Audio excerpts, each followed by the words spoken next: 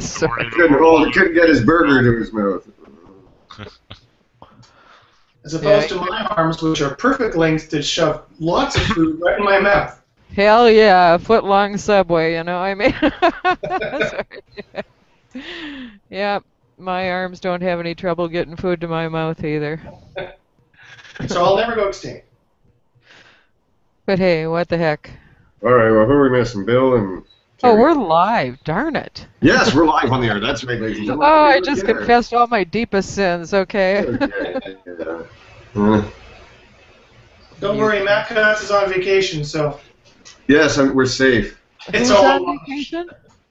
Okay. Extended leave. I don't even know if you call it vacation. Oh, Matt Cutts. We're talking about him again. Poor man.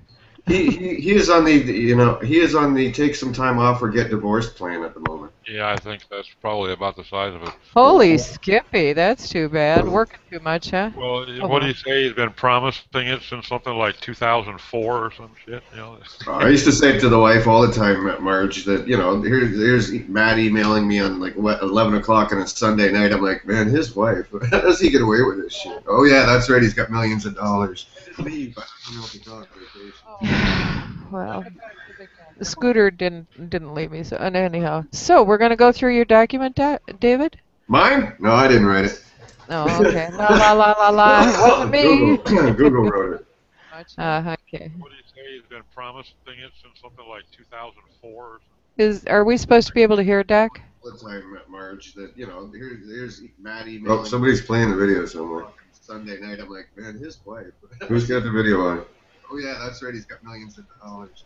Not me, is it? Ain't me. Not me. Oh, we had it playing. All right. All right. Am I in the right one now? I think so. All right. We're hoping. It's been interesting. Google is broken as usual. All right, so let's start playing with this damn thing anyways. Let's see. Right. So, I guess, okay, Josh, so you played with it a whole bunch. Well, before we even get into specifics, what kind of takeaways did you have? I know some things that came into my mind as I went along, but what kind of things were you noticing? Since you're one of the few people I've met that's actually read the whole damn thing. Most people I talk to is like, well, Dave, we're just kind of waiting for someone else to read it and write about it or whatever. It was long. It was long. It was a couple hundred pages. It was very verbose, but you were right. It's a complete rewrite from the previous. Well, yeah, that was the first thing I noticed that got me into it, because I have the 2011, 2012, 2013, and a lot of that was pretty, very much the same. This time I was like, whoa, wait a minute. Yeah, it was a complete rewrite, and it really struck me. It was essentially, in my opinion, it was the Panda Manifesto. It's essentially like, here's how we write the Panda algorithm. Human raters train our machine learning, and this is what we're going to do. And I found it also interesting, some of the direct admissions in there, what they think is a quality site versus a low quality site. So they had a huge problem with ads, for example, interstitial ads or ads that broke up the text. They had a huge problem with. They had a huge problem with those double underline mouse over kind of links that people used to use in 2007. Yeah. A lot of different things that I know a couple of my clients, and I know sites out there are still doing.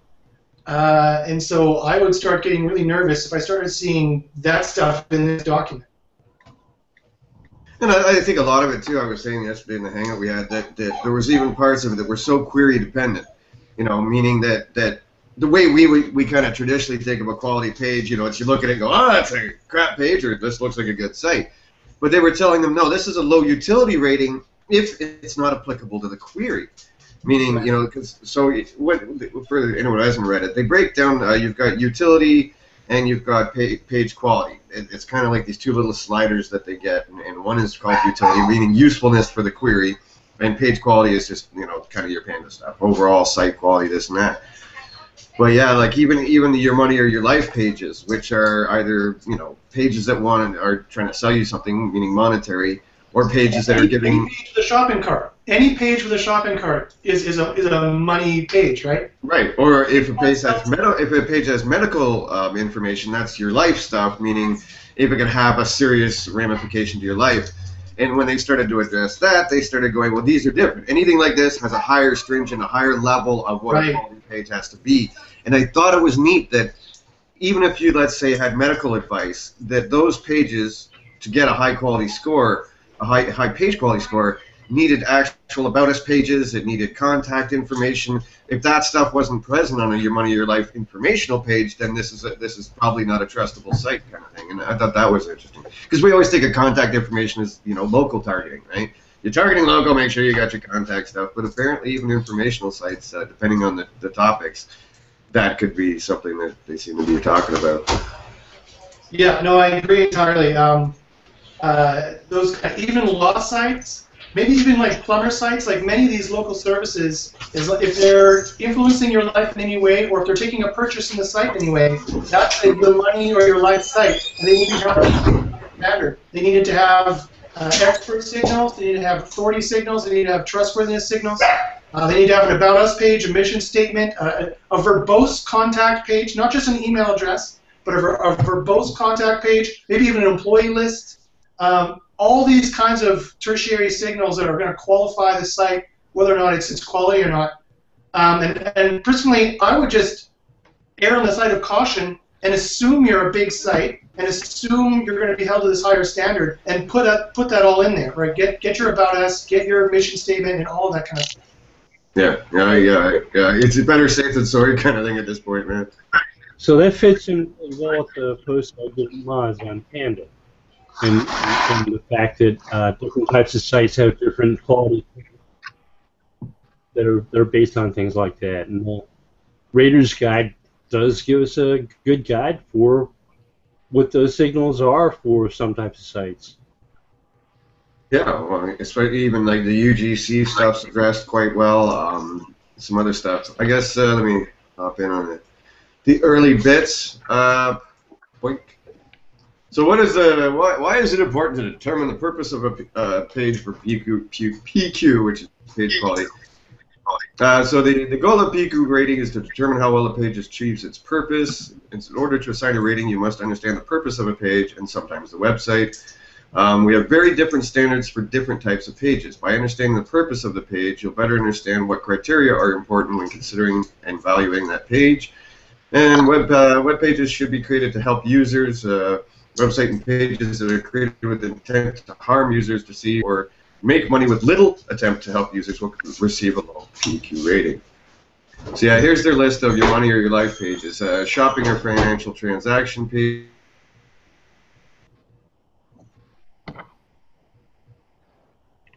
David? Lose Dave. No, he's still showing the screen.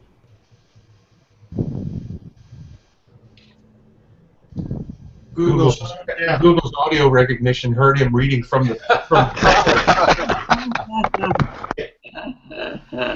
Hey, we're just trying to help improve the quality of the web. How can they be against that? That's another problem I have with it as well. I mean, that's another problem I have with it as well. I said it right to Matt when I had a talk with him, that why don't you just release the list? If there's a list of bad things that we're not supposed to do, just release it and we'll follow it. And the only thing that'll happen is that we'll make the freaking web better. That's what's going to happen, Well, that's it. Like link spam stuff, I can see their side of things as far as not releasing that because it could be taken advantage of. But making a quality page, I don't know. I think that's something you could really put out there. Like, why isn't this in the guidelines? Come on. Yeah. So then, I don't know, Bill. I was telling you this yesterday, as far as they're breaking it down into main content, supplementary content, and advertising. Bill, first thing I started thinking of was page segmentation stuff, or even the Google page layout algorithm. You know what I mean? They're trying to look at things, take the boilerplate apart, and trying to figure out, which elements are which. And our second, what is the supplementary? The supplementary is supplementary contributes to a good user experience on the page, but does not directly help the page achieve its purpose. Supplementary content is created by webmasters and is an important part of the user experience. One common type of secondary content is navigation links, etc., etc. So there, yeah, I think I was giving the example to some people this week that it's like going to Amazon and they suggest people who bought this product also like this product. So, I think another one I read somewhere in here in the various going through the document that they also talked about things like product. You know, this product's also available in green or whatever. You know what I mean? And those kind of things they're saying is what they're considering supplementary content. So, and obviously ads. If Google put out a webmaster's guide to conversion optimization, a lot of those things in there, it probably wouldn't be a bad thing. Yeah, for sure. I know the ads are big, even with Panda and stuff. You know, some. Can you hear me, Marge? I see you on Skype talking to me. Yeah, you can hear me. But yeah, so I'm assuming at one point they're talking about, you know, if supplementary content is taking away from the user experience, then it should get a low page quality rating, etc., etc. So I think that kind of neat, man. And ads, of course, we know if ads are in bad spots, bad places, it's a bit of an issue. Where we go? Oh yeah, and the eat stuff, Josh. Yeah, expertise, trustworthiness, and authority. Yes. That was the biggest shocker for me, how these quality raters are supposed to go and look for reputation research. Yeah, they even try to teach them how to go and do that. Yeah. And so I was sitting there thinking, why wouldn't the interface from Google just have this for them? You know, give them a number. Like, come on. You know, this is clearly factoring into. My personal opinion is I think reputation, bad merchant algorithm, is factoring directly into Panda. I think that what people are saying about you. So it's not just about. Everyone thinks Panda is an on-site algorithm. I think it is, but I think it's also taking into account other reputation signals, or at least their quality algorithms that are being trained by these people, because that's what they do, right? These human beings are training their algorithms. That's why they're there. Yeah, they also train them to use the Whois, if you remember in the document too. Yeah. I think they're training the algorithms to use reputation out there on scam.com or Better Business Bureau. So if you have a bad listing there, you better be sure you have to take it down and get rid of it. Again, like, yeah, they had a part in here too that was about the Whois, and go and check and see, you know, this person owned this other site or this other site. You know, and again, I was thinking, you know, why wouldn't they just give them a tool? Google's a registrar. Last I checked, why are they telling them to go onto some, you know, third-party Whois system and go and look at these, you know, the website that you're reviewing? I was thinking, okay. So yeah, okay. So let's see. High-quality medical advice should come from people or organizations with appropriate medical expertise. It should be written or produced in a professional style. It should be edited, reviewed, and updated on a regular basis. High-quality financial advice, legal advice, tax advice, etc. should come from expert sources maintained and updated. But again, how are these raters going to know what the hell an expert source is? I don't know. But high-quality advice pages on topics such as remodeling should also come from expert sources which users can trust. Hobbies, photography, etc., etc. One of the interesting parts was this here. Some topics require less formal expertise. Many people write extremely detailed, helpful reviews of products or restaurants. Many people share tips and life experiences on forums and blogs. These ordinary people may be considered experts in topics where they have life experience. So, there you go. So now everyone's an expert. I am confused. What page is that? In the guide, I'm not sure. I'm just going through my own personal notes, but it's section 4.3 if you've got the actual guide itself. Yeah. It's section 4.3 to eat stuff. But yeah, they're even saying, you know, ordinary people on a forum can be considered an expert if you have life experience. Well, that makes us all experts on everything, I guess. I've driven a car before. I must be an expert on automobiles now. And have you guys played with Universal Analytics much? To a degree, yeah. I found it fascinating how they are tracking in a very detailed way the sites you're visiting and the niches you're into and the topics you're into, and then give you very detailed demographic data about the viewers coming to your site. And this is the kind of information that they're tracking now. They know if you like movies, they know what kind of movies you like, they know if you like books, they know the kind of sites you go to, they know the kind of social accounts you talk with and interact with. And so I think this is kind of part of their, people call it author rank. I prefer to call it enthusiast rank.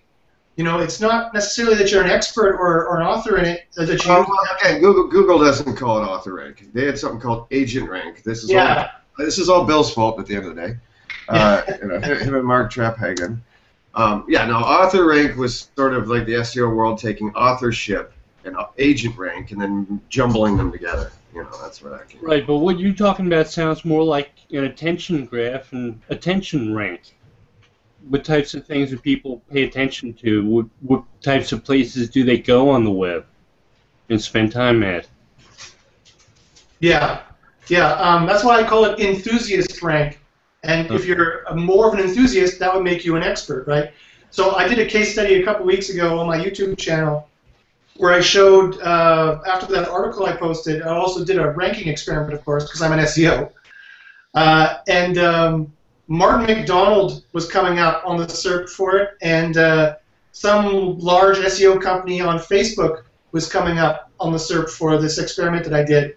And out of all the Twitter accounts, out of all the Facebook accounts, these heavy, well-known SEOs were coming up on the SERP. Clearly, they have a way of knowing who is into what, who is doing what, who is more authoritative on what, and I think that traffic and those recommendation signals are going to have a much higher weight. Yeah, I'm writing a blog post about the patent behind it this weekend. Awesome. Thank you very much for your patent work, by the way. You're welcome. Yeah, I'm not completely convinced yet that this patent explains how the quality raters look at things, but it involves reputation scores heavily, and it looks like it does tie in somehow at this point. Cool. And the co-author is a guy who was co-author on the last panda patent that I wrote about. So it's quite possible it does have some type of tie-in.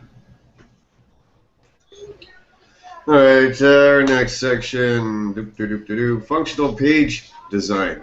I thought this one jumped out too. I don't recall seeing this as much highlighted in previous iterations. High-quality pages are designed to achieve their purpose. They are well organized, use space effectively, and have a functional overall layout. Where every page is different, functional pages should have the following characteristics. The main content should be prominently displayed front and center. The main content should be immediately visible when a user opens the page. So I guess we're talking about the fold stuff. It should be clear what the main content is. The page design, organization, use of space, as well as the choice of font sizes, backgrounds, etc. should make the main content very clear. Ads and secondary content should be arranged as not to distract from the main content. And it should be clear what parts of the page are ads. So again, there's two things on ads there, and I think like you were saying off the top, Josh, seems to be some, I did think there was a lot of panda bits in here, because I know that the ads are a serious issue with some of the sites. Can I ask my favorite question here? And that is about, the main content should be prominently displayed front and center. What about these sites that are all one big image with no text above the fold? How does that apply? Well, that's still considered main content, just because it's not text. So is that image a big-ass ad, or is that image like a slider on a shopping cart? You know what I mean? I think there's going to be a differentiation of that. Content is content. So content could be a video, it could be other things, right? I don't know that it's a big ad. It's just that the design trends have gone back to these big friggin' images, and it's been driving me nuts for 2 years. But that's just me. I agree. I have a bunch of clients who come to me with panda issues, and a lot of them have this hero image, and they have a huge navigation structure at the top, then a hero image, and you've got to scroll for a second before you get to the main content. And I don't know exactly how Google's tracking that, I don't know if Google would be mean enough to just make that a factor. You know, if no main content loads above the fold, you know, that's kind of a check mark against you. Or if it's usage metric based, if too many people are bouncing from pages or bouncing back to the SERP. I personally think that's how they track it. But yeah, it definitely seems to be a huge problem. If you're going to have a hero image, it's got to add to the presentation and not take people off and make them bounce back. Yeah, it should be like you say, with a slider, you could have four or five different sliders with a rich image with a lot of text and information. There's a sort of introduction to what lies behind the click on the image to a page of rich content. So from my perspective, it seems to add value for the user experience, yeah, because they get a good introduction to a page of content in the slider at the top, as long as it moves along to like 4 or 5 or 6 different bits of information which link onto unique pages of content, and so long as those I still like to see a little text on it. I was doing a competitor analysis for an e-commerce client last week, and you know, one of the sites I was looking at literally was an e-com site, and there was no text on the main page or the category pages, just images, and the only text was the hyperlink text. That was it. So there you go. And I'm not talking about sliders. I mean, those sliders can be helpful on certain business site models. Really, they can be. You know, especially and only if they click through to the content that's related to the image. But I'm talking about the sites that, you know, I don't know, I guess I like the word Josh used, hero images. You know, it's just this big, massive photograph or a background video and nothing really to read. PayPal did it recently. Oh gosh, hate that. And I just haven't gotten this for 2 years. I feel like I'm dumb as a post sometimes, you know. Am I living in the 80s when it comes to website design, or has my mind been twisted into believing that having content readable above the fold is useful to the visitor? I don't know. I just want to whine about that a little bit, I guess.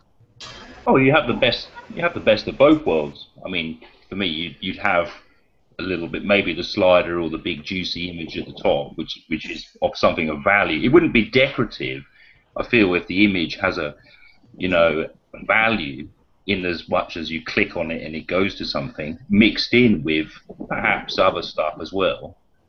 I think the idea perhaps is to get in a nice kind of general layout. This is for homepage, to me, less for like inner pages, seeing as the homepage is one of the biggest entrances into the site, or depending on how they do the marketing. But I mean, that's just the way I look at it, you know. Just give the user a kind of broad spectrum. I don't agree with from a user perspective, above the fold, yeah, maybe Google's best guidelines and things, but so long as you give them enough info above the fold, that people scroll anyway. You know, it's only, they've done loads, as you know, Marge, they've done loads of studies on this about people looking at a web page. It's generally only kind of silver surfers who are not used to the internet much. They generally look at it like a book, yeah, and they don't tend to scroll so much. Well, this is based on testing. But for the average user using the net, I think they're quite used to scrolling all over the page. Yeah. I would go on your actual analytics. I would go on what you actually have or on your site.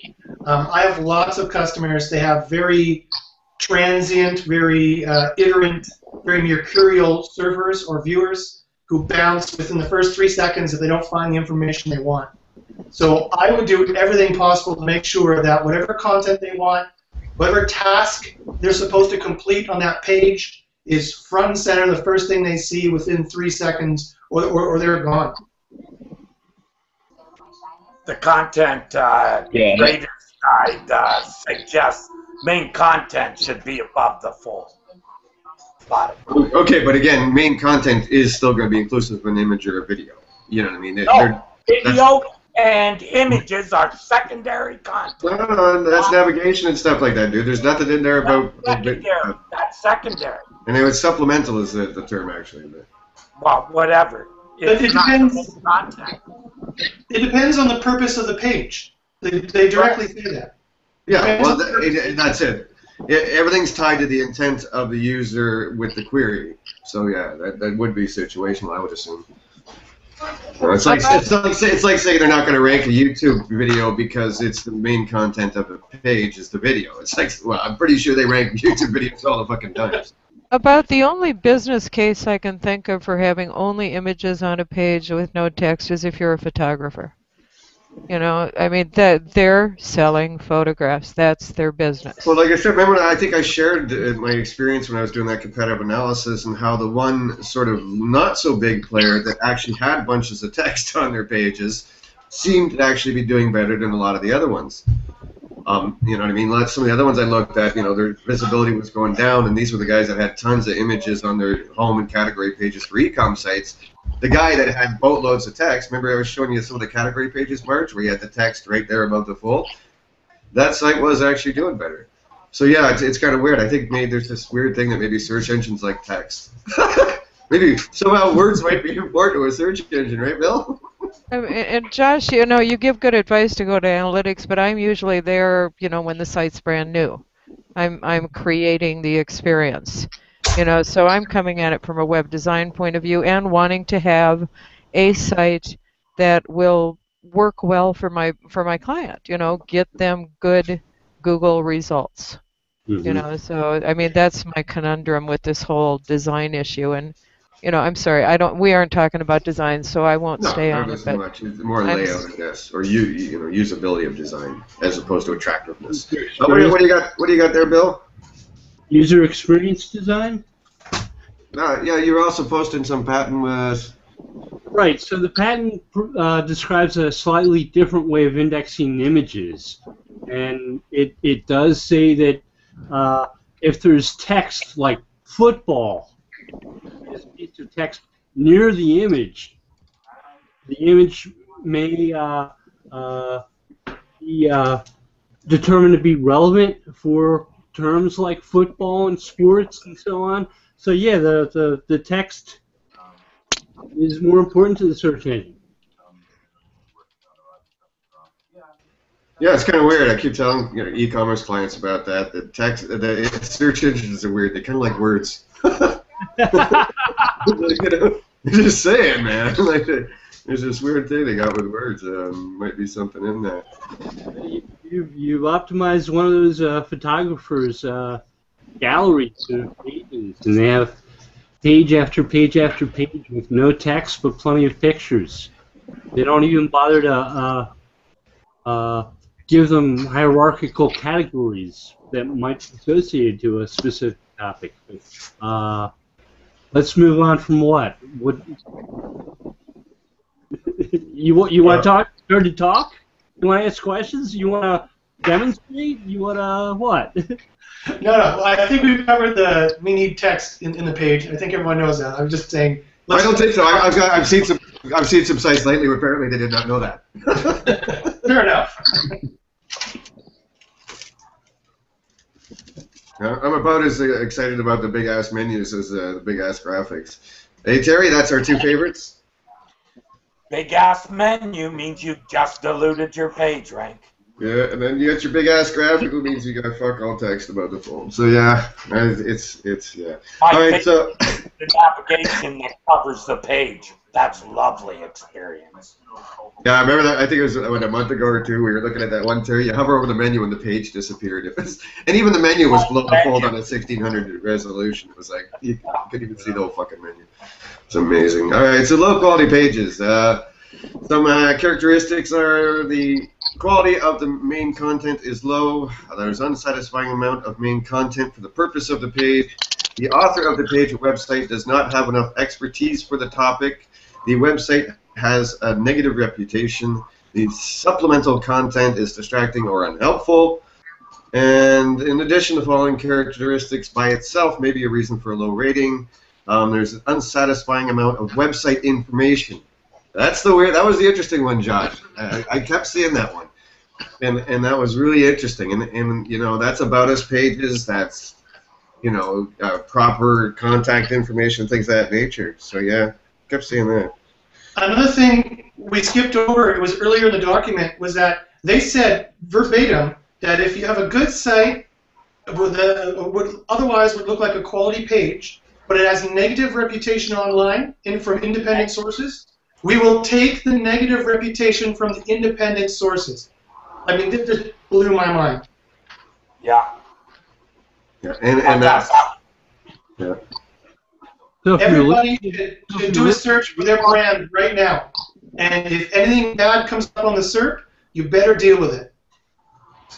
Okay, well, I'm going to go. Rip-off report is, you know, you want to screw with someone. Do a nice rip-off report. A, it goes to the top of the SERP, and Yep. B, you cannot get rid of it. Very difficult. Yeah. Well, maybe someone of your talent and patience, Josh, no, I said, fuck it. Didn't Rip-Off Report just say that they were going to be a kinder, gentler Rip-Off Report a couple weeks ago? Yeah, right. How does that even work? Isn't the nature of the site to be nasty? Like, how does that fucking work? Well, that would require them to actually, look at the responses to the complaints, because quite often I don't think they actually look at the responses to the complaints. I don't think so either. Alright, so our lowest quality pages are reserved for harmful or malicious, obviously, true lack of purpose on the page or website, deceptive pages or websites, pages which are created to make money with little or no attempt to help users, pages with extremely low or lowest main content, money of your life pages with inadequate website information, pages or websites created with no expertise, or pages which are highly untrustworthy, unreliable, unauthoritative, inaccurate, or misleading. So and of course, what Josh just said, websites that have negative or malicious reputations. Right. The part about website information, I'm taking that to mean that every page should have your address and phone number on it to make it easy to contact. Yeah, I don't. Yeah, I think in some instances, but like we were talking about medical advice or something earlier. I think you'd even want to go a bit further with that. Because information is not just contact information; it's information about the people running the site or writing on the site. Oh, okay. Right. So, but it's contact information and about us pages, or better, right, information about who's creating the content, maintaining it, or whatever. Yeah, but that seemed to read that it wasn't. You should be able to contact them from every page. That's the way it kind of. I don't think it would hurt. That's for sure. Yeah, I wouldn't be beyond advising that. Yeah. Well, I advised it before I even read it, but I got pushback from Rusty Brick about that. Apparently, he didn't think it was necessary. Had a bit of a. Yeah, I'm in the mindset of, I wouldn't take chances with it if I have a your money or your life type page or site. Well, the thing is, why not? It's right, Josh. It's so easy to do. Why not? Like, come on. To me, anybody who buys anything from a website where there's no real address or phone number is a complete idiot, and they deserve to get ripped off. That's my personal opinion. Bill B was asking you, Terry, facetiously, of course. He was asking if Rip-Off Reports has a malicious reputation. No, it seems to be fairly good stead with Google. Apparently, the way they're ranking, they must have an awesome rating. Yeah, really. Jesus. Okay, so the next quick section I just go through is the Who Is stuff, because I thought this was kind of neat that they were telling them to use the Who Is to check out different. So then I enter the URL of one. Anyway, so compare the domain registry of the two URLs. So saying if you're looking at two pages, and then if you find they have the same domain registrant, you will typically conclude that there's a relationship between the two websites. If they're different and do not seem related, it's probably a sneaky redirect and should be rated lowest. I don't recall them telling them to use Who Is before. I thought that was new one on me. I didn't go back to last year's, but I do not recall that one. That's Yeah, they used Who Is in section 12.3.7. Last year? Okay, cool. Recognizing sneaky redirects, though. Okay, You also noticed under the definition of sneaky redirects, they sneakily added in most affiliate links there as well. Yeah, I don't think they like affiliates, but No. No. That should be a given. Yeah. well, they actually list affiliates on the page, Google page for the manual penalty for thin content. They actually mention affiliates. Yes. Yes. I got it out for them. Copied main content. So I guess that one goes without saying, doesn't it? The word copied refers to the practice of scraping content or copyrighted content from other non-affiliated websites without adding original content or value to the users. Yeah, I think we all know that one. That would be, yeah. I don't think we have to, nothing to be said there. Yeah, okay, so here's your website information. As discussed in section 2.3, we expect most websites to have some information about who is responsible for the website, as well as some contact information. For websites with your money or your life pages, such as online banks, we expect to find a lot of information about the site, including extensive customer service information. Think about the purpose of the website, the type of website information users would expect or demand. Your money or your life pages with absolutely no website information or other pages where the available information is completely inadequate. The purpose of the website, for example, bang, blah, blah, blah, should be rated lowest. So there you go, Terry. Even customer service information should be prominent as well, right? So. Yeah. Like on an e-commerce site, I would want the return policy, all of your policies right around your forms and stuff, and be links in your, in your pages, I would think. Yeah, what are you taking from that, Josh? Sorry, I was checking my phone. Oh, sorry, I know it. Yeah, I mean, I think we should err on the side of caution. Barry and I argue quite a bit about SEO, but I mean, at the end of the day, he's not doing it as a consultant. I mean, if we're going to be a consultant for SEO, we've got to tell our clients to err on the side of caution. It's not the day of SEO riskiness; it's the day of SEO risk mitigation, right? Yeah. What was Barry saying to you, Terry? For me, Josh, I was telling people to do that before SEO was even a big concern. For me, it's about that's how you build trust. Yeah. In a website is to give that kind of information and be very upfront about it. In other words, I want it on every page so people don't have to look around for it. They see it all over the place. To me, that gathers trust for the website. That's what I was just about to say. I was about to say it, Terry. So that falls into a trust element, right? Right. Yeah. But that's basic marketing. You want to gain people's trust, so they'll, press the button that says buy. Exactly. So thanks for the chat, guys. I gotta run, but thanks for having me, and have fun discussing the rest of the document. No problems, man. I hope to see you in the future, Josh. Sure, I'll drop by. Catch you later. Take care now. All right. So I guess next one is 7.7, which is fairly obvious. Abandoned websites or spammed pages. Guess that goes without saying, but I don't know. I still see lots of bloody parked things and crap in the surf, so I don't know how that's working out. But I think that stands to reason. So the three top page quality considerations: quality and quantity of main content, level of expertise, authoritativeness, and trustworthiness, and the reputation of the website. So that's their big three, I guess. Yep, I would think so. Yeah. Contact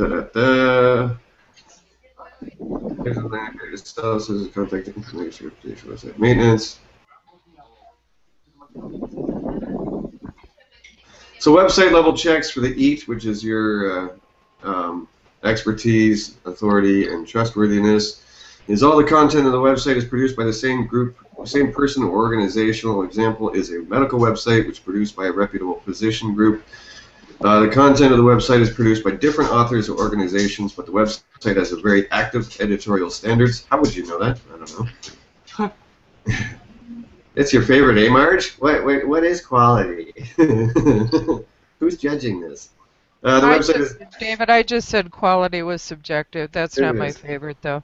Oh, no, you've got better ones. Sorry. And now we can go to the quality typos and spelling errors. But yes, quality is important. I say the word. I just think it's subjective. I don't know how they can program it to determine The quality. website has extremely positive reputation from experts in the topic of the website.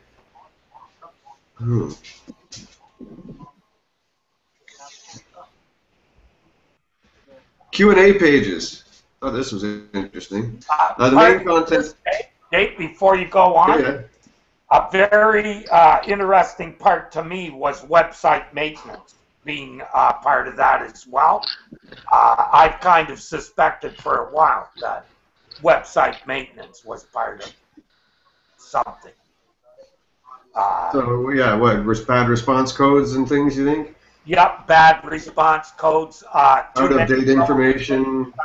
Broken links on a website. Which a rater would come across in reviewing the website. I think you can look at a website and tell if it's maintained properly. Usually. Sure. It's a blog that hasn't had a post since 2011. Yeah, or every other image is broken and every other link is not working. You can kind of bet that there's no maintenance going on. Like a TechCrunch or a Mashable, where if you go one of those. More than 6 months, every link is broken. Yeah, one of those. Yeah. Okay. Forums and Q&A pages. The main content on the forum and Q&A pages includes both the questions as well as the responses. Page quality ratings for a forum or Q&A page should include assessment of the expertise involved in the discussion. Rate forum and Q&A pages from the point of view of a user who visits a page rather than a participant in the discussion. When evaluating a forum or Q&A website, do reputation research. Also look at evidence of it being an active community with a high level of expertise, etc., etc. See, I thought that was interesting because I've seen some Q&A sites that have been having issues lately, and I started thinking right away that pages that you have questions and no answers, that's a pretty useless page, isn't it? Mm-hmm. So I think there's something to be said for that. I was even talking to the guys the other day. Yeah.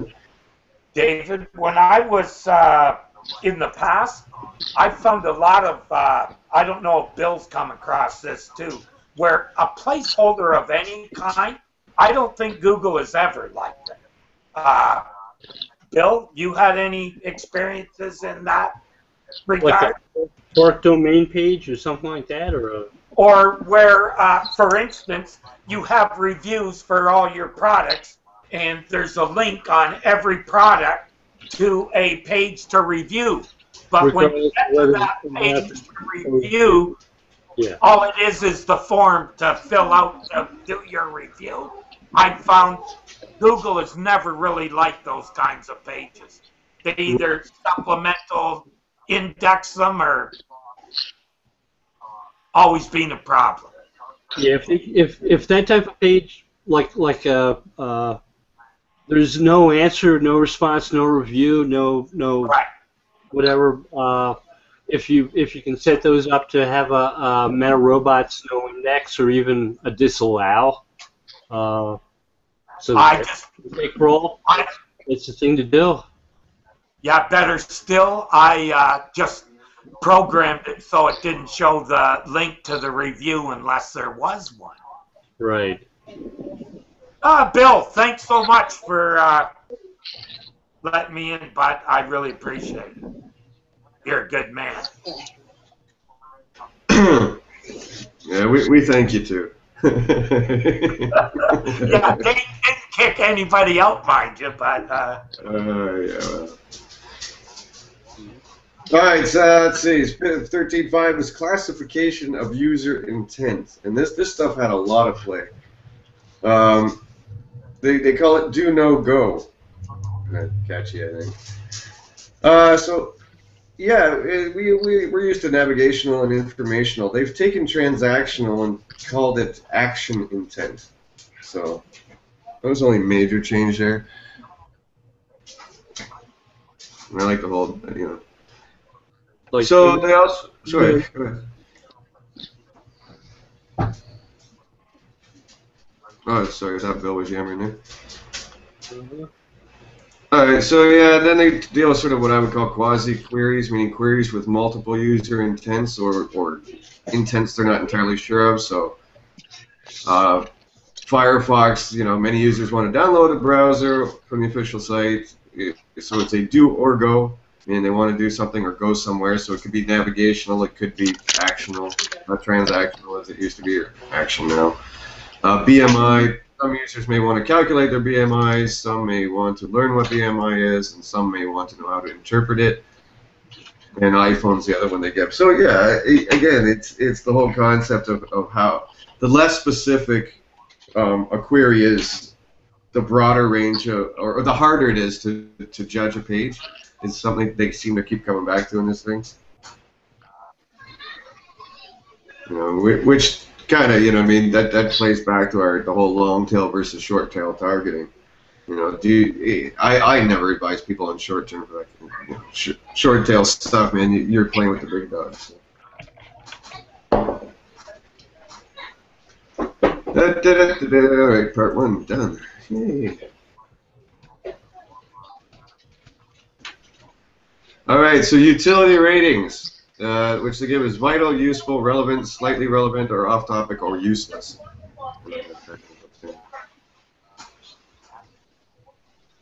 So yeah, essentially vital is going to be navigational kind of stuff. Useful means it's highly useful for the query. Relevant is, slightly less. Now, they did give some examples. I think I grabbed some here. Oh, yeah, no, it's different. Let's just start to explain. They even have them actually, Terry. They actually have them rating like universal stuff and knowledge graph stuff, not just like landing pages of actual third-party sites. Yeah, is that where they would be looking at the entries in a SERP and deciding if that SERP could be improved? Yeah. They were, even saying like the same sort of judgments of how valuable is this knowledge graph element? How valuable is, like that's like here the maps. Is this map the right map for what the query was looking for? Is that map actually adding to the SERP type of deal, right? Yeah, right. And they want them to rate and give them a sense if these knowledge graph elements or whatnot that are, no-click searching kind of stuff, if those are actually valuable or useful. So they would also be looking for sites that aren't adding real value, so they would be replaced with, adding added value. In other words, they're just like another page that already ranks, so which one of these two should we have here, and which one's gone, never to return. Yeah. Until they fix it. I'll add that. Ranking the no title link results, blah blah blah. So these are this is the stuff we were just talking about, the universal or the knowledge cards or whatever. They're special information designed to give user information directly on the results page. In some projects, you may see blocks referred to as special information result blocks. So on and so on. Maybe delay between whatever. So go queries with a vital response. So if somebody searches New York Times, the New York Times homepage would obviously be a vital rating, because it's a navigational. Whereas Walmart Store Finder, same deal. Lady Gaga, Twitter, yeah. So yeah, they're even saying, Terry, that like one website could get a low rating depending on the site, the page of the site comes back, meaning the inverse. If somebody put in Walmart Store Locator, but Google only brought back the main page or some other page, not the Store Locator page, it would get a low rating. Because the wrong page is coming back, so it's not necessarily it's a crap page, but again, it's not a page that's actually viable or relevant to the query itself. Right, it's not the strongest page to also have in the result. Google Right. wants you to be able to go directly to that page, right? Not have to take that extra click. Well, Google would actually rather have you just stay on Google. But that's a whole other conversation. Yeah, they rather just scrape your store locator.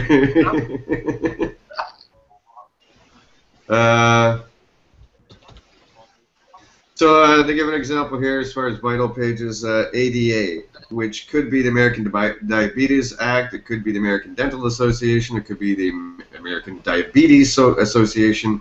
So nothing on that SERP would get a vital rating because it's too generalized a query.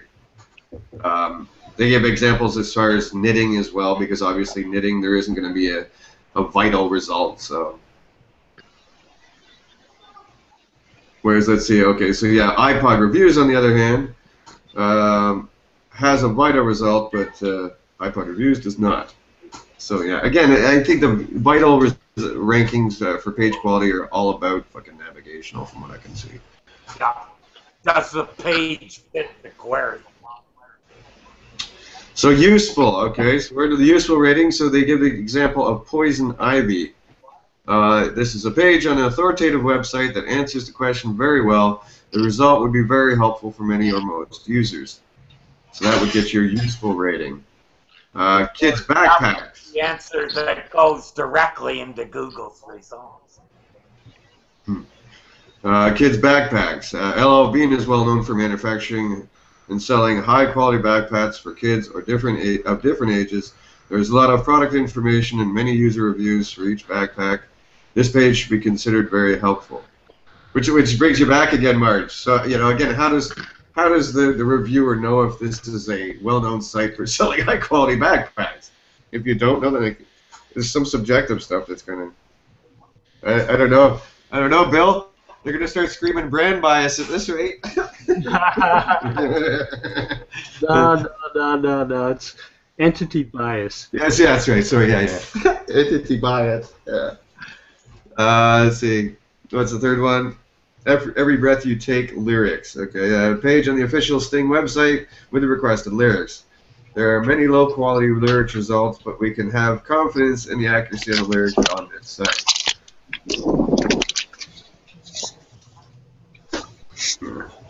They seem to really like fucking lyric sites either. I noticed a few times. All right, so relevant. The next step down. They'll give me an example of Latin dance video. There are many Latin dance videos. This video is entertaining and the dancers are good. But there are many non-professional videos of talented and amateur dancers. Yeah, that is just weird. It's just subjective again, you know? Yeah. Tom Cruise. A page of information about Tom Cruise. The page would be very helpful to many users of the Wikipedia, of course. Gotta have the wiki in there.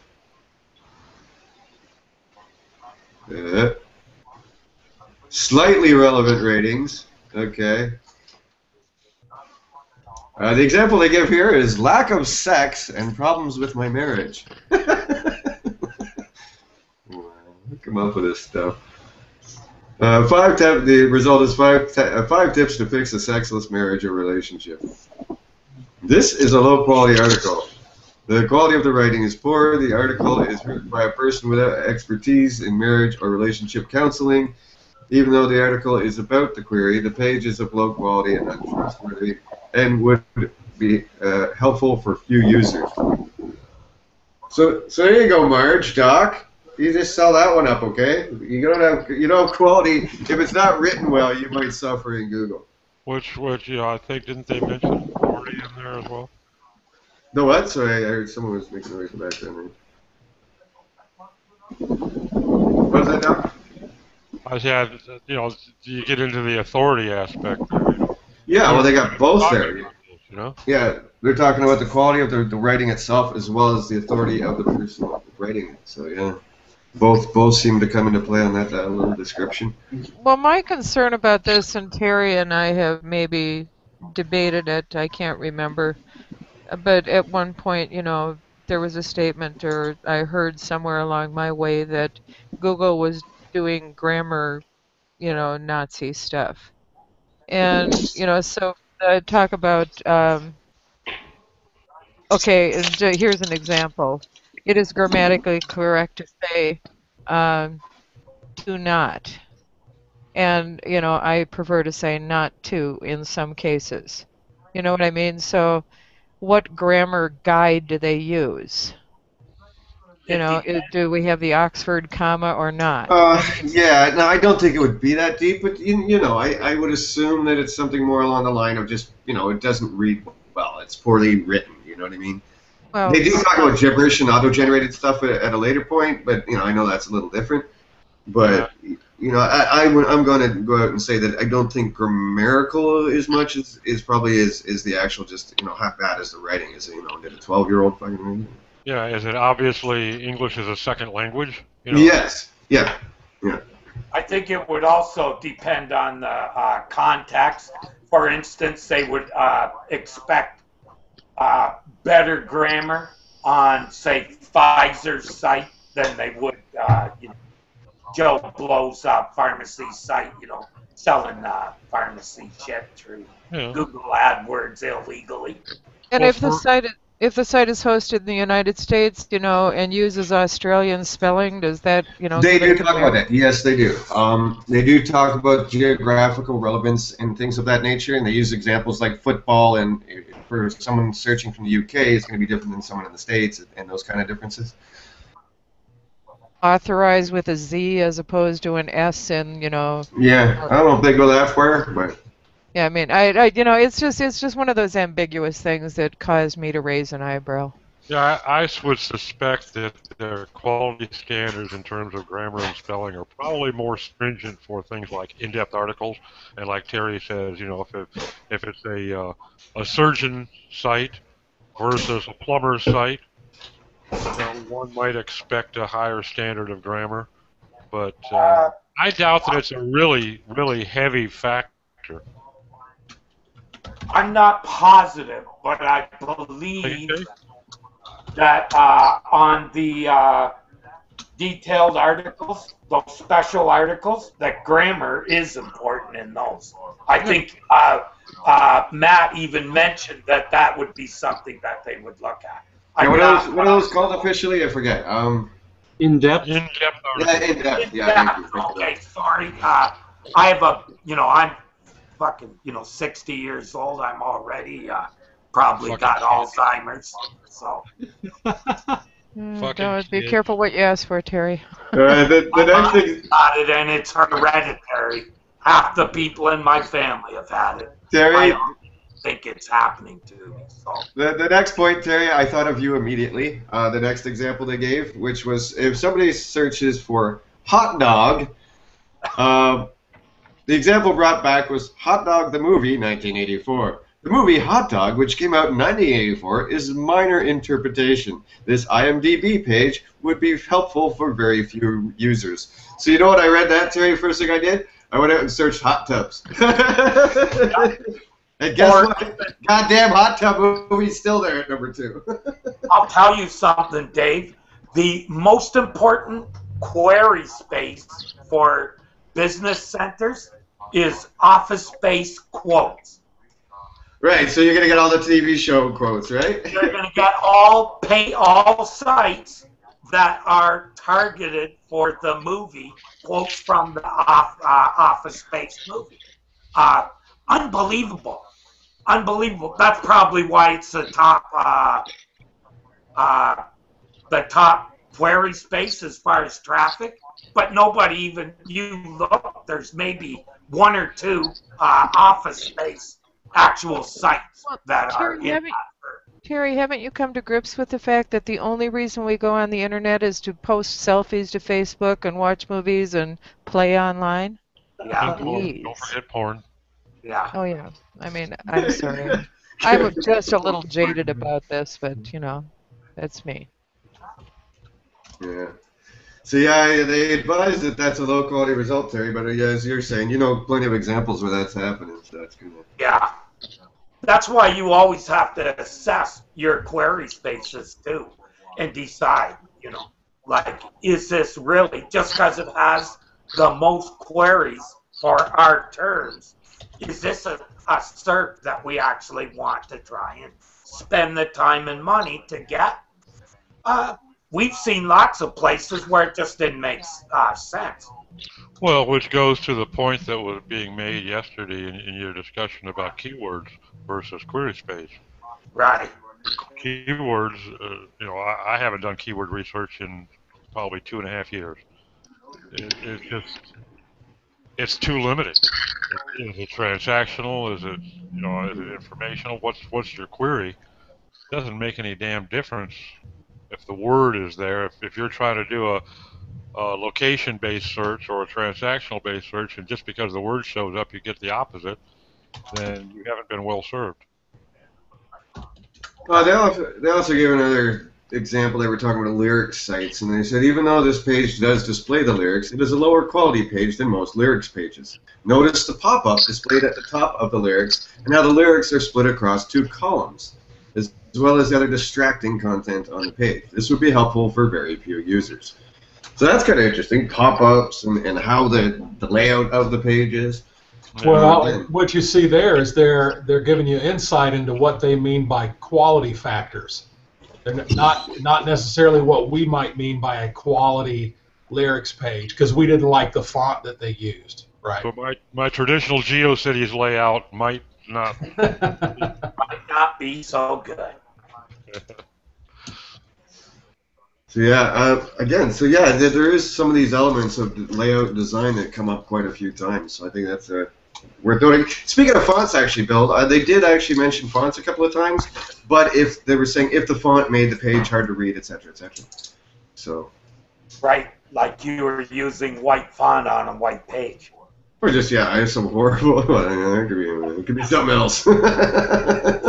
or Comic Sans on the New York, the Wall Street Journal. Yeah. Inappropriate font. Yeah, I think Comic Sans belongs on the New York Times. Even worse, black background with screaming yellow text. Ah, fun. Yes. Sort of like how you would set up the website for Judas Priest, right? Yes. Inappropriate fonts. Dave, and you may be getting to this, but that just made me think. Is there because I've not noticed anything from what you've said, is there a separate guide, quality guide for mobile? Indeed there is. It's a separate project, as they call it. They do briefly talk about mobile in the instance where, for some reason, someone's mobile is coming back on a desktop. Obviously gets a low quality rating, but they do mention, yes, that mobile quality ratings is a different project altogether, so I'm assuming they have a different guide for that. So, yeah. This is your desktop stuff, not your mobile. That makes a lot of sense, because what annoys a user on mobile is different than what annoys a user on desktop, I would assume. And layout is certainly going to be a major consideration there. Yeah. Someone was talking about how Google would know about user action on a page. Bill, am I not correct that Google has patents for tracking? When people, say for instance, were to land on a page and scroll down immediately, they know that, don't they? There's a patent that describes how they may track scrolling on pages, but there would actually have to be some type of mechanism or code or something like that on the page itself. Yeah, and for instance. The patent really doesn't go into that. So if the site had, for instance, Google ads on it, they would be able to get a signal that way, correct? Possibly. I just was wondering about that because, Yeah, I would wonder about that too, as to whether that's even possible for them under normal circumstances, just because you have. I'm sure it's possible, because cross-browser programming is possible too. So anything is per se possible. It's whether you should be doing it. But the search engines have showed an eagerness to do things that is not exactly kosher. True. For instance, hijacking forums on Safari, stuff like that. All right. Next up is useless pages. Again, these are all very query dependent. This isn't This isn't the page quality rating as much as it is the utility rating, meaning how useful is it for the query. First query is Australian Open men's singles results 2008. The page that brought back is the 2004 Australian Open results, so obviously that's useless because it's the wrong year. Company to get rid of the possum in my attic. Searched in the U.S., but the result is from a pest control company in Australia. And that's funny because I guess that is probably query dependent, but you do see a lot of AU and UK results that creep into the US Googles. I see that a lot. But I guess again that's kind of a transactional thing. So mountain bikes. Oh, here you go, Terry. So the page that comes back as a result for mountain bikes, Terry, has links and ads only. Got it in big bold, eh? Oh. Links and ads only. So yeah, even though this landing page has tabs and links that appear related to the query, neither the landing page nor the links previous provide any information about mountain bikes. So the fake search page is useless and should be rated useless. OT. What's OT? Off topic. And how to quit smoking brings back a gibberish auto-generated page. Gibberish. This landing page has gibberish text. Read the sentence. The tropical ubiquity was being singularized. Birding. I wrote that one. Wait a minute. I love it when that happens. I think I know the guy that wrote that. So what would happen to Dr. Seuss pages? Depends on the query, I guess. If you're looking for green eggs and ham, I think you're okay. That's what you're searching for. And the last one, let's see.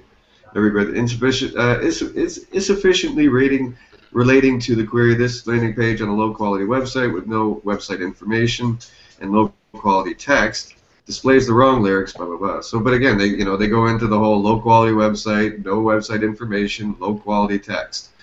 So, there is some common themes here, man.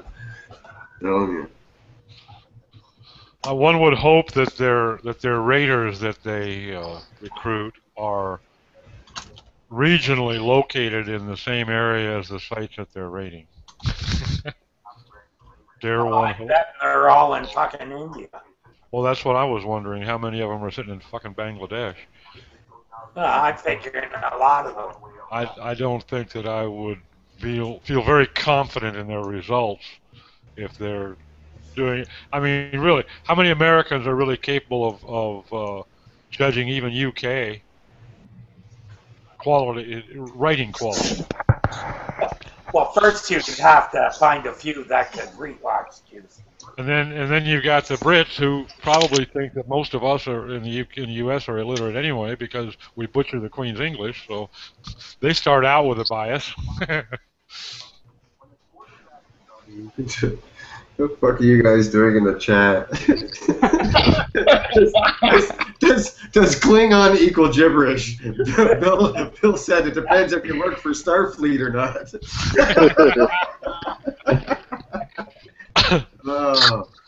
Very good.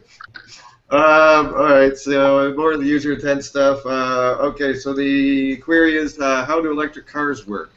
The top results, again, so now they're wrapping up page quality and utility, meaning the quality of the page as well as the usefulness of the page for the result. PQ, read the text, read this content out loud. The article on the LP is shallow and unintentionally humorous. That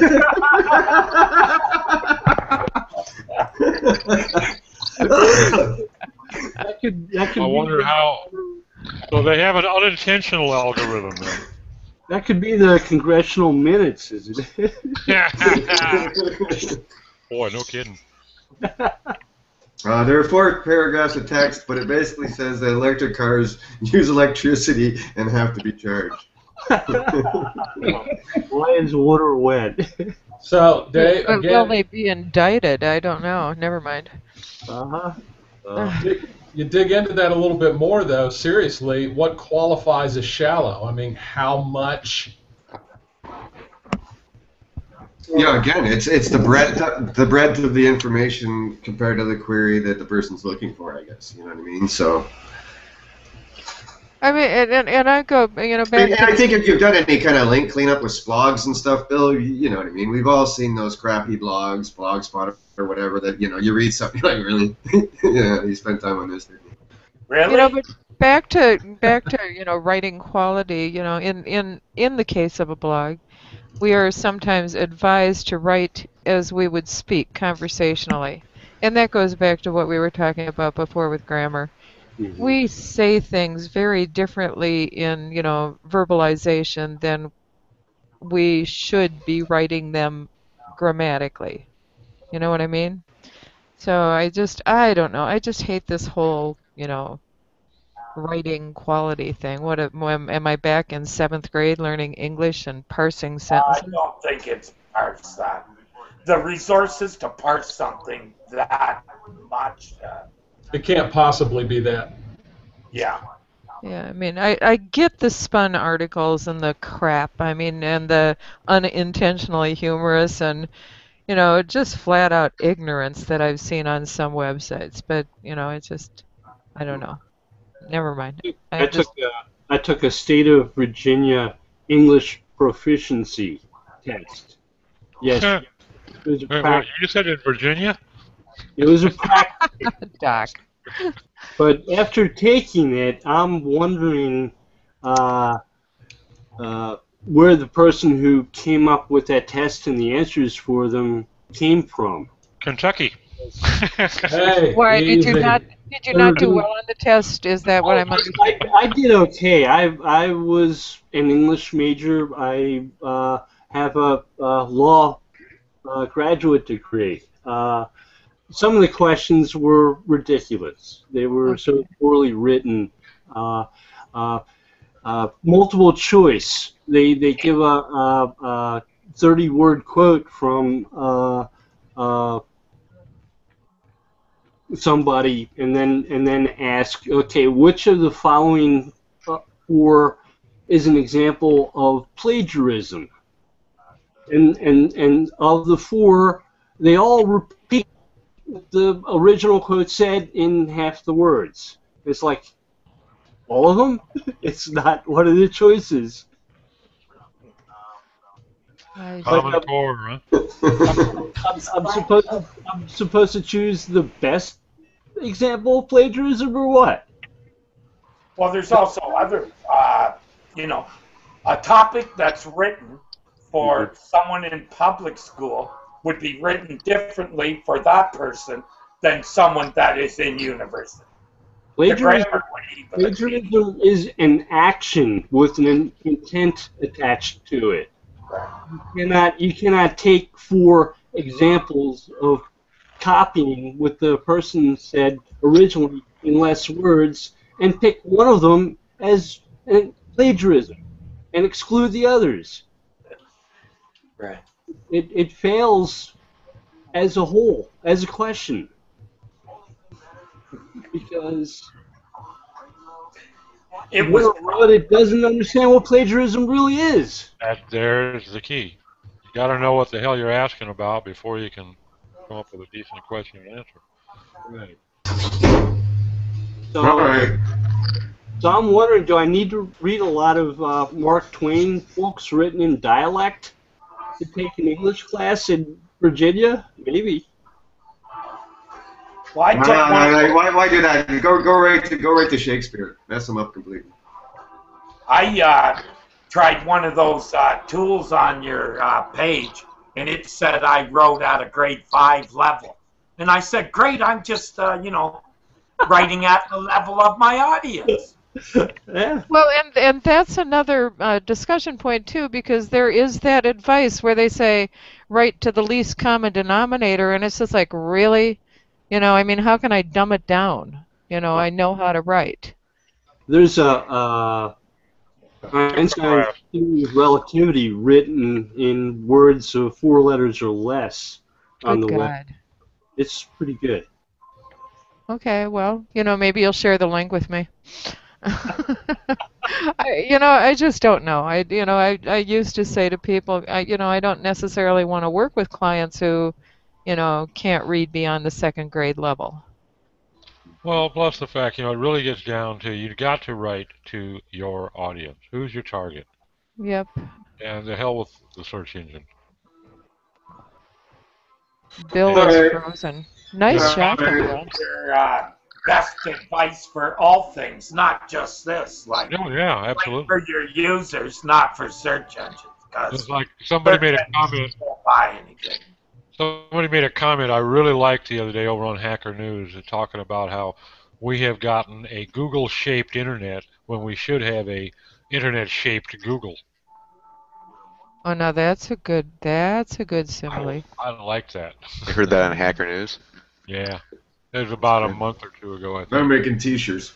All right, our next one is the query is symptoms of dehydration.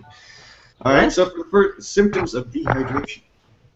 So the first page result, they say that this is a your money or your life topic. The page has many characteristics of low quality, no contact information, no indication of who wrote the contact. No evidence of medical expertise or authority, and heavy monetization from ads which distract from the main content. This page is not trustworthy. Even though this article is topical, the information is not reliable and potentially misleading or dangerous. Yeah. Again, ads, lack of contact information. Of dehydration. Yeah, I wrote a page targeting that query. It said, "You're thirsty." Yeah.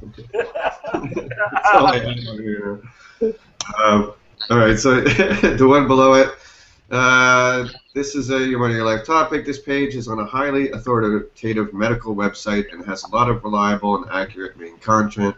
This page is trustworthy. Except I've known a lot of doctors that talk shit. That's it. Just because they got a diploma doesn't mean. The higher the thread count in the suit they're wearing, the less reliable they are. There you go. Thread count authority, new algorithm. That's pretty much the same for lawyers too, isn't it, Bill? Yeah, I'd go with that one.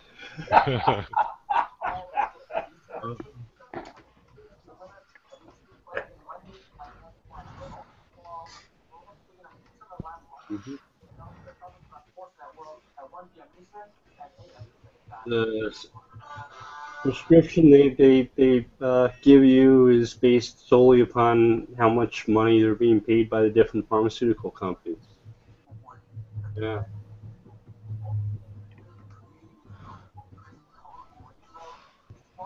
Page quality is query independent. Do not think about query interpretation when doing page quality. So yeah, again, this thing keeps going. Your page quality is separate from how well does it serve the purpose.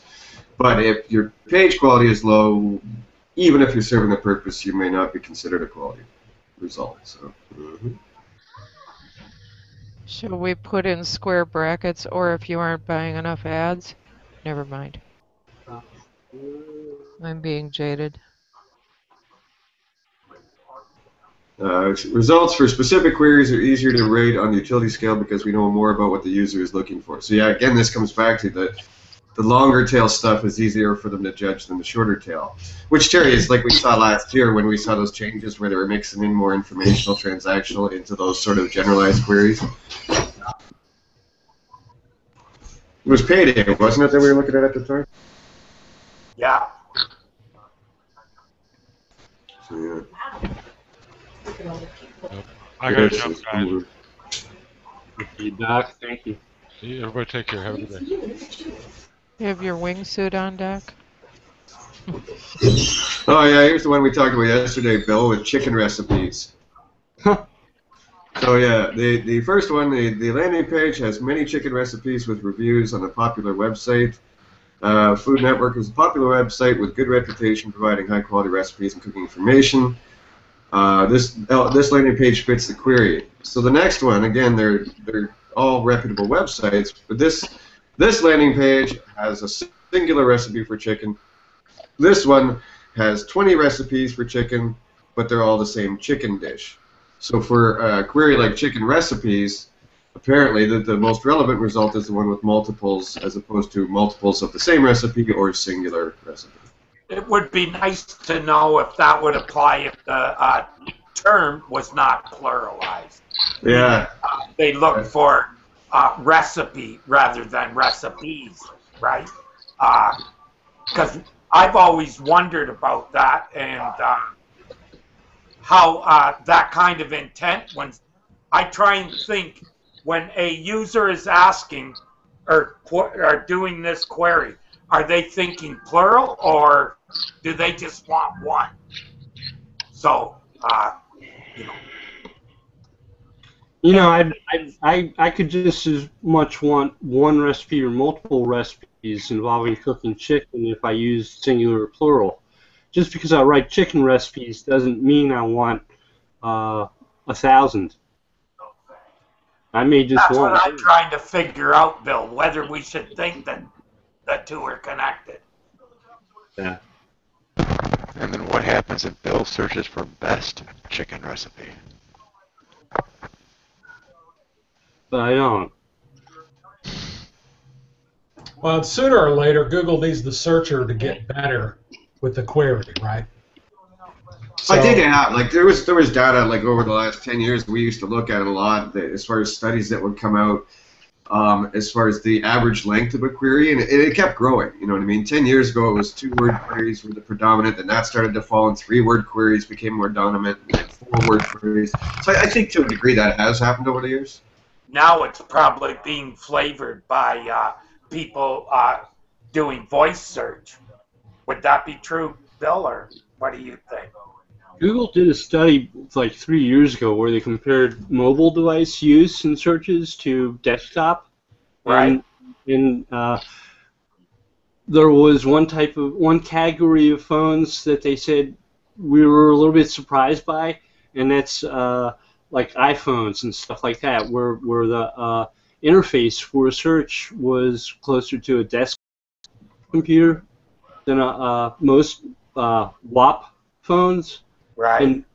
And they said, surprisingly, but maybe it shouldn't have been a surprise, is that queries on iPhones tend to be longer than most other phones. But they were still typed in or written. They hadn't gotten to the point where they released a study on spoken queries.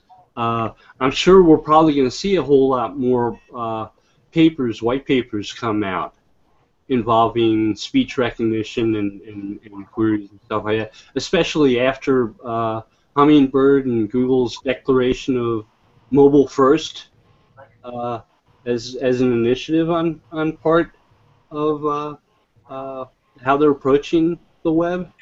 How about calling it conversational search? That would kind of imply it too, wouldn't it?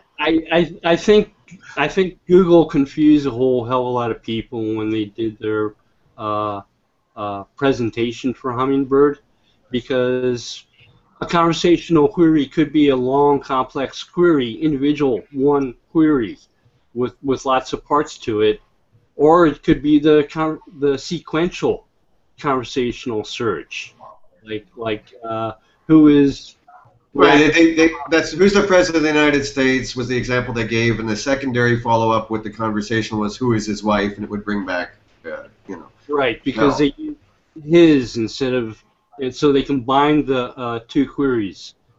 So it's more like the contextual stringing of threads. Yeah, and it was really cool, Terry, because it actually worked. It actually worked pretty good. It's obviously in infancy, but I thought it was kind of cool. That you did the voice search, and all you had to do was say, who is his wife, and boom, that SERP popped up. But the other question was, where's a good place to get fried chicken around Atlanta?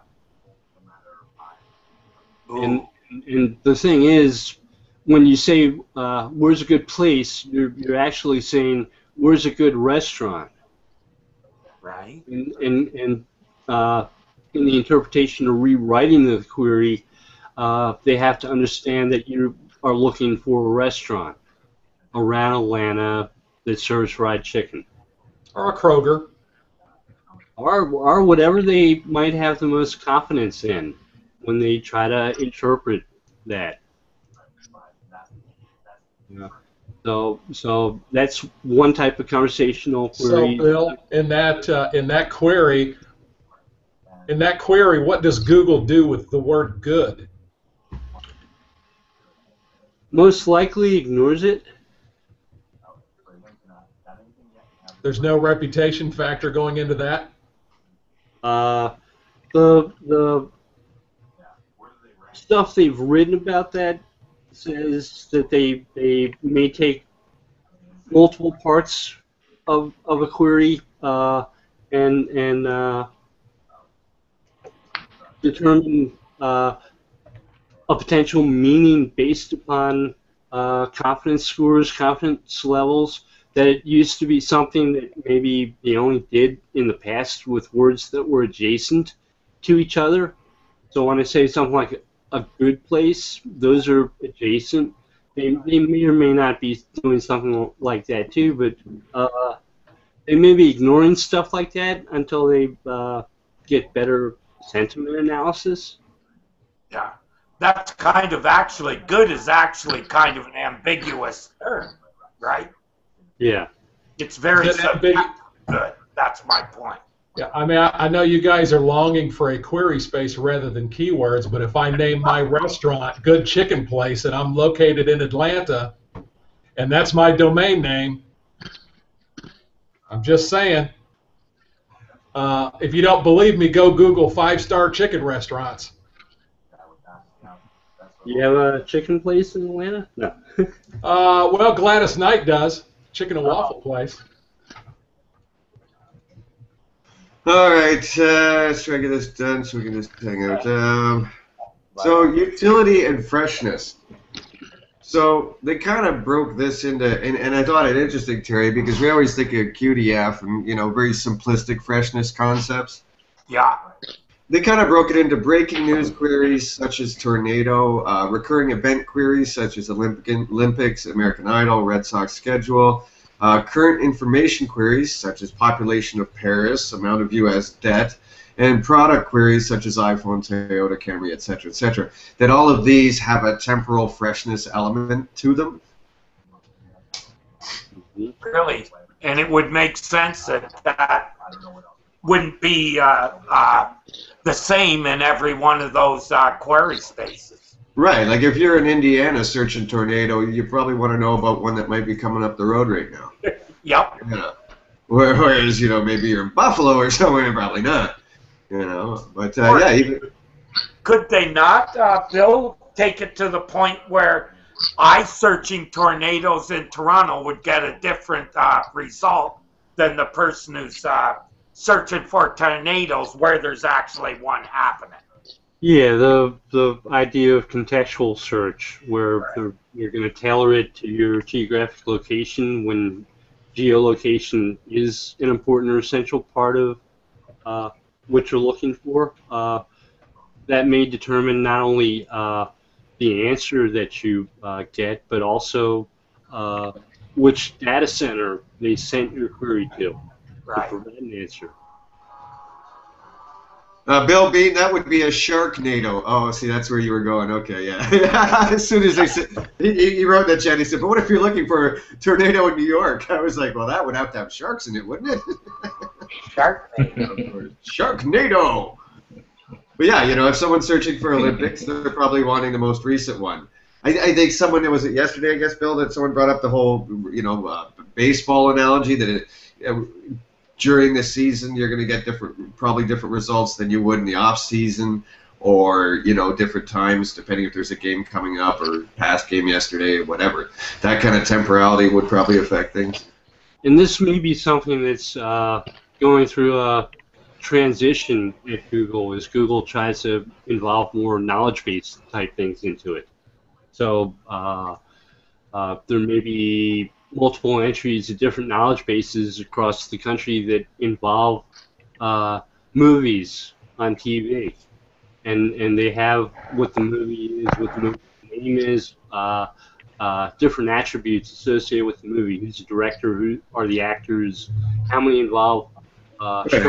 How many Right, involve or a block with theater times if that's a movie that's in the theaters as opposed to one that's 3 years old or something. So somebody searches for what's that movie about the tornado in New York with sharks, and Google searches the attributes data store for the knowledge base and says it's Sharknado, and then Google does a search on Sharknado and shows you the variety of pages that involve Sharknado, but it's based upon a knowledge-based search. So we are moving towards that. This may not be an explanation of how that works, but Google may not quite be there yet for a lot of searches. Yeah, and again, even the product stuff was interesting in the sense that, you know, someone puts an iPhone, they're probably more likely to be looking for the latest iteration of that product as opposed to past, you know, Toyota Camry and Windows, other things they give us examples. But, you know, yeah, I hadn't really conceptualized the topic, the temporality of those kind of queries, so it does give a new sense of what is freshness with Google. So.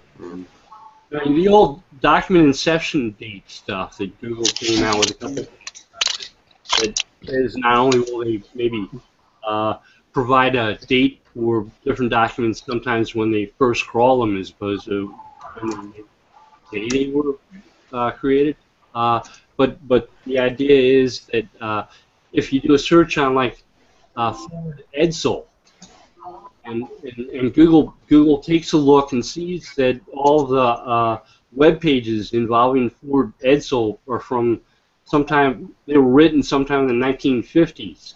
Well, then, okay, so they probably weren't.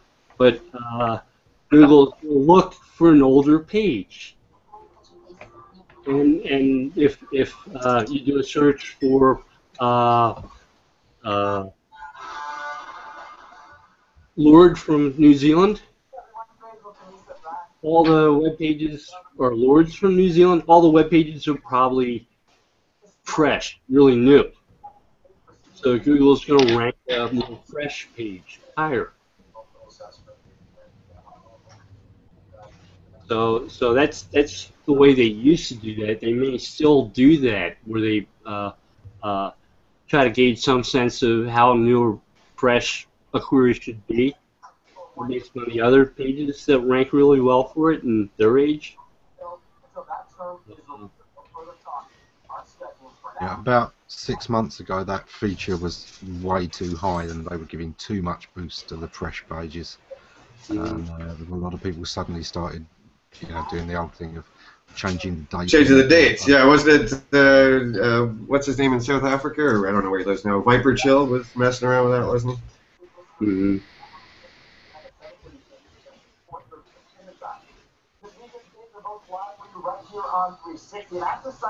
Who's got the radio going there? That's me. Oh, okay. I was just watching the news.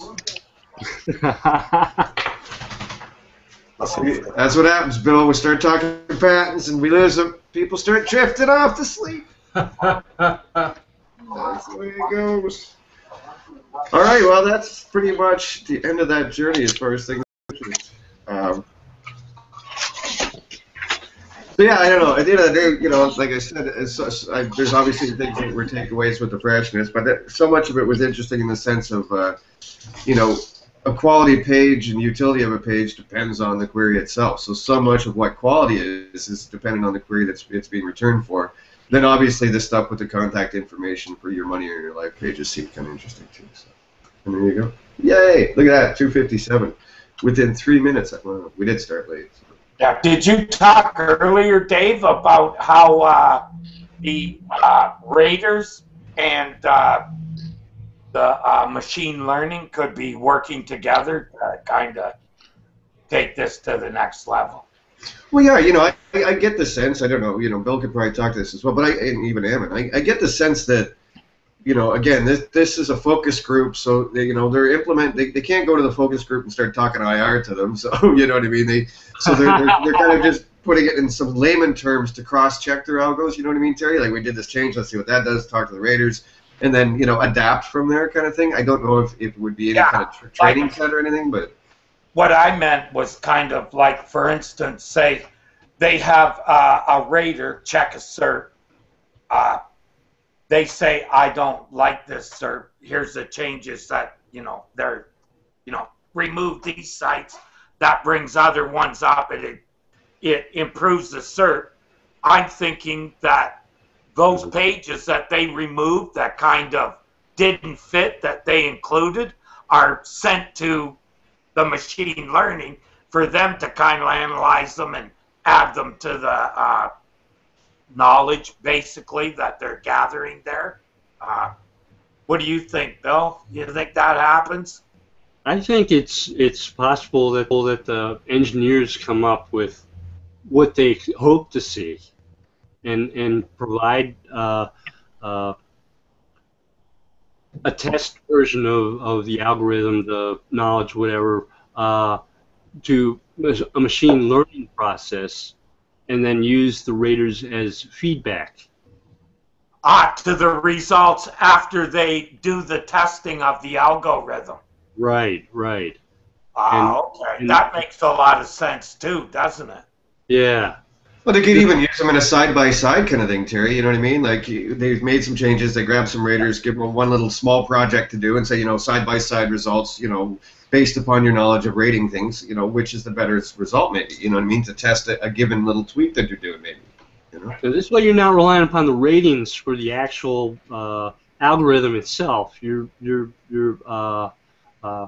are relying upon them to say, I don't like this result, when they see something they don't like. I think it makes more sense to do it that way, to let people point things out. You know, Google's working on getting humans out of the picture anywhere they can. Like, they've got the ability to solve CAPTCHAs by machine. Right. So you know, get that human judgment out of the picture. Kurzweil is supposedly working on getting machines to be able to think. And I think he said that he's got that going to the point where he expects to have it completed in 2029. Oh, is that where he says you'll download your brain to them, and you'll be on Google will have control of my brain, like I read. Yeah. You can laugh. We all noticed a difference in the way Matt posted about 2 years ago. They replaced him. I'm telling you, it's Stepford Wives Matt now. It's possible. I hear the next step is to get Google search engineer Jeffrey Dean to be able to pass a Turing test.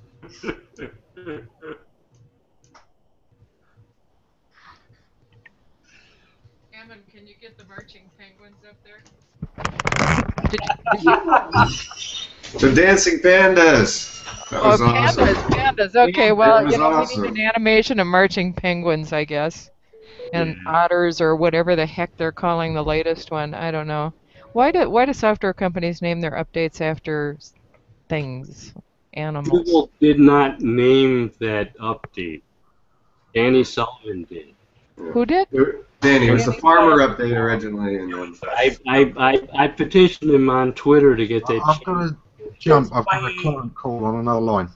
It's lame, just like you know, too heavy ads, you know, top heavy ads. It's a lame name. It's not even a true. Come on, how about pigeon? That comes from a Google fucking April Fool's joke, no? Yeah. Well, Pigeon herd? David, I borrowed your joke about black and white animals. They must have ran out of black and white. They must have run out of black and white animals, and I'm sure they didn't want to call it skunk. But the thing is, it was Yeah, never or named orca. after an animal. It was named after a person. Right. Oh, panda is a person? Okay. That's correct. Yeah. He's the guy who actually, I think, wrote the algo, right, Bill? The guy who rescued them from the really shitty algo they came up with. They could start coming up with nice naming conventions like when they find a new star or a planet, e.g., 173. Never I mind. prefer it. I prefer it. Oh, we are so boring. I know. Seriously, that's a much better name than pigeon. The original name for the Panda algorithm was the High Quality Sites algorithm. Make an initialism makes out sense, of I that one, David. HQ. Which one was FA. Right, and Penguin was the over-optimized, right, Bill? Oh, but there was no over-optimization update. According to the Wired interview with Matt Cutts and Amit Singhal, Panda was the guy who came along at the last minute and said, this is stupid. Here are a bunch of questions. Use these to determine the quality of a website. And they said, yeah, we can do that. Thanks. And Click. He's actually worked on some other algorithms since then, including one that Social stuff, wasn't it? The most recent one. The last one I saw was on local search. Okay. Did they hire him from Craigslist? We were talking about that in the chat.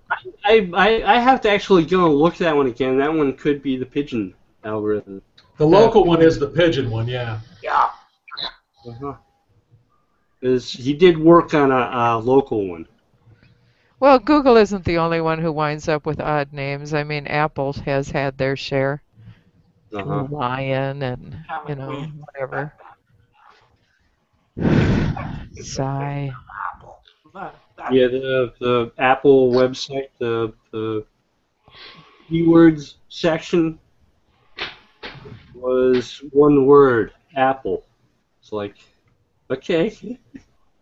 But when I go to my browser testing tool, they have all these odd names for the Apple operating systems, other than OS X. There's an OS X, and then there's one with Lion or something that's just a... Yeah, I mean, it doesn't... Yeah, whatever, I'm just, living my life out here. Because it's going to be extinct. Jaguar too, didn't they, Bill? I believe a Jaguar update too. They seem to be fascinated with cats. I was searching for an old 34 Edsel the other day on Google, and I came up with a Dilbert cartoon. Good grief. You got to use a clutch when you do that, Marge. Yeah. Pretty old car. But I saw it on something and I wanted to learn more about it. Apparently Mussolini had one. And that was my search, Mussolini Edsel, 34 Packard, I guess it was, not an Edsel.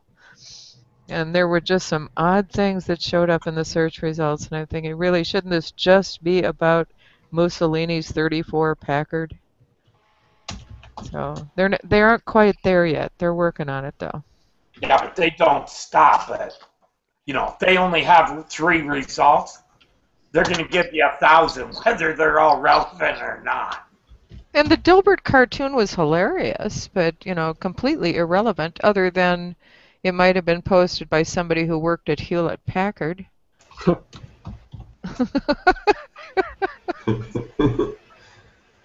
Yeah, just think of the authority that Dilbert site has. It could easily, authority can do some pretty tough things.